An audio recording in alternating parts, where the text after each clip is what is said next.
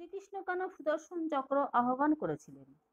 ভগবান শ্রীকৃষ্ণ সুদর্শন চক্র আহ্বান করেছিলেন বিভিন্ন সময়ে ভক্ত রক্ষা ও ধর্ম প্রতিষ্ঠার জন্য। পুরাণ ও মহাভারতের বিভিন্ন কাহিনীতে এর উল্লেখ আছে।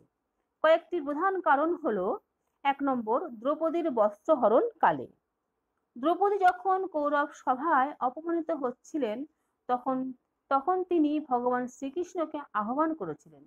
কৃষ্ণ সঙ্গে সঙ্গে সুদর্শন চক্র আহ্বান করেন কৌরবদের বিনাশের সংকল্পে।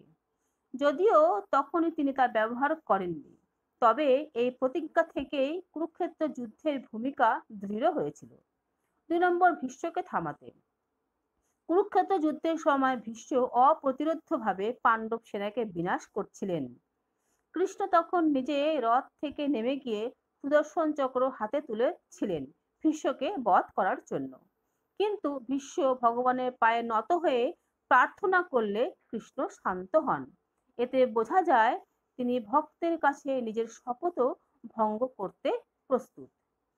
৩ নম্বর, যুধিষ্ঠিরের রাজস্ব যজ্ঞে শিশুপাল বারবার শ্রীকৃষ্ণকে গালি দিচ্ছিলেন, অপমান করছিলেন।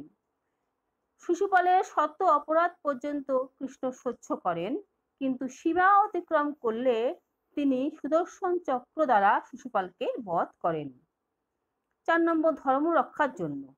অসুর বধ, অধর্ম দমন ও ভক্তদের রক্ষা করার জন্য কৃষ্ণ বিভিন্ন সময়ে সুদর্শন চক্র ব্যবহার করেছেন।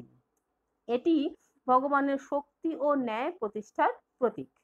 তাই বলা হয় সুদর্শন চক্র ভগবানের ধর্ম রক্ষা ও অধর্ম বিনাশের অস্ত্র। কৃষ্ণ যখনই দেখেছেন যে অন্যায় সীমা ছাড়িয়ে গেছে, তখন তিনি এই চক্র আহ্বান করেছেন। হরে কৃষ্ণ।